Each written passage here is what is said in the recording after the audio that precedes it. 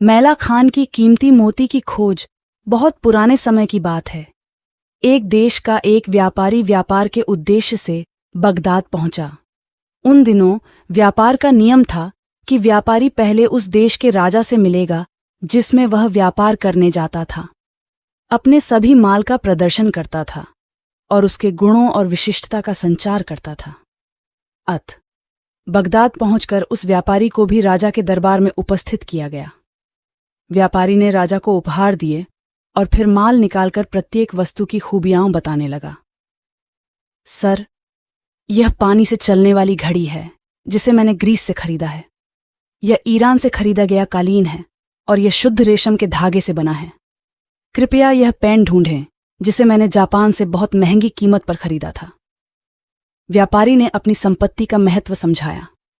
राजा मुस्कुराए और बोले, बहुत अच्छा, तुमने ईरान, यूनान और जापान से जो चीजें खरीदी हैं वे सब बहुत बढ़िया और दुर्लभ हैं, लेकिन यह बताओ कि तुमने हमारे लायक कोई चीज भारत में देखी है? व्यापारी ने राजा को प्रभावित करने के लिए कहा, बादशाह सलामत, आपकी शान के लिए बहुत सी चीजें थीं, लेकिन जो मुझे पसंद आया उसे पाने के लिए मुझे कुछ समय के लिए वहां रुकना पड़ा, जबकि मेरे पास केवल 2 दिन थे। अब समय आ गया था, इसलिए मैं इसे नहीं ला सका। राजा ने कहा, अच्छा, वह कौन सी चीज थी?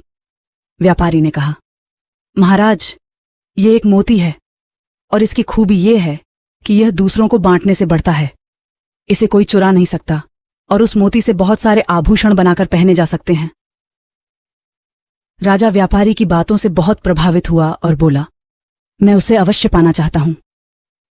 उन्होंने तुरंत अपने एक खास मंत्री को सामान और घोड़े के साथ इस हिदायत के साथ रवाना किया कि वह अब मोती लेकर वापस आ जाए।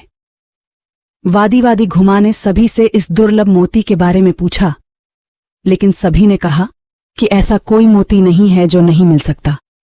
चोरी हो जाती है और उससे अनेक आभूषण बनाए जा सकते हैं। लोग हंसते और कहते, मुसाफिर पागल हो गया है। इसी तरह कई महीने बीत गए। निराशा की छाया गहराने लगी, लेकिन राजा के पास न लौट पाने का डर उन्हें छीन पर कब्जा नहीं करने दे रहा था। मंत्री ने ऐसा मोती ढूंढने की बहुत कोशिश की, लेकिन नहीं मिला। आखिरकार उसने वापस लौटने का फैसला किया। मंत्री अपनी असफलता पर रोता हुआ जंगल से गुजर रहा था। रात काफी हो चुकी थी और वह थका हुआ था। वह आराम करने के इरादे से एक पेड़ के पास लेटा हुआ था कि उसी समय उसने एक रोशनी को अपनी ओर बढ़ते देखा। सबसे पहले वह डर गया, लेकिन तभी एक आवाज ने उसे प्रोत्साहित किया, हे युवा ड्रोमट, मैं एक अच्छी परी हूं। मुझे बताओ कि तुम्हारे साथ क्या मामला है। तुम मासिक धर्म से थके हुए यात्री लगते हो। मुझे बताओ, मैं तुम्हारी कैसे मदद कर सकता हूं। मंत्री ने अपनी कहानी बताई कि वह जिस मोती की तलाश कर रहा था वह उसे नहीं मिला। अब वह अच्छी परी मंत्री के सामने आई और मंत्री की बातें सुनकर अनायास ही हंसने लगी और बोली, अफसोस की बात है कि आपने समझदारी से काम नहीं लिया और सिर्फ एक मोती की तलाश में महीनों तक घूमते रहे। मंत्री ने कहा, अच्छा परी, मैं तुम्हारा मतलब नहीं समझा, लेकिन हे सज्जन, वह मोती वास्तव में ज्ञान का मोती है, लेकिन आप उसके स्वरूप की तलाश में रहे। ज्ञान एक ऐसी चीज है जिसके हजारों नाम दिए जा सकते हैं।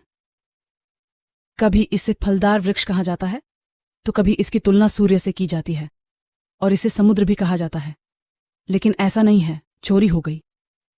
नहीं हो सकता, लेकिन इससे आभूषण बनाने की विशेषता क्या है? मंत्री ने आश्चर्य से पूछा।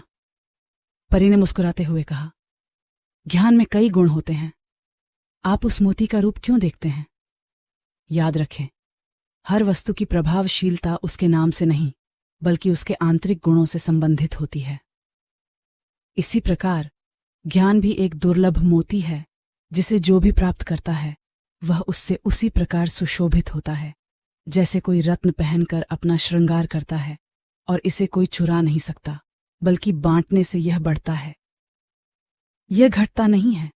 मंत्री परी की बात बड़े ध्यान से सुन रहा था और अंततः उसे विश्वास हो गया कि ज्ञान वास्तव में एक ऐसा मोती है कि जिसके पास भी यह है वह दुनिया के सबसे मूल्यवान रत्न का मालिक बन जाता है। मंत्री ने परी को धन्यवाद देते हुए कहा, जिसके बाद वह अच्छी परी वहां से गायब हो गई। अब मंत्री बहुत खुश हुआ और अपनी सफलता के गीत गाते हुए अपने देश के लिए रवाना हो गया। वहां पहुंचकर उसने राजा को ज्ञान के मोती के बारे में बताया और समझाया, तो राजा को भी परी की बातों पर यकीन हो गया कि ज्ञान ही वह मोती है जिसे कोई चुरा नहीं सकता। प्रिय साथियों, ज्ञान एक मोती है जिसकी चमक जमीन से आसमान तक, फर्श से अर्श तक चमकती है, और उस ज्ञान के मोती की रोशनी में ही मनुष्य सृष्टि के रचयिता और मालिक तक पहुंच पाता है।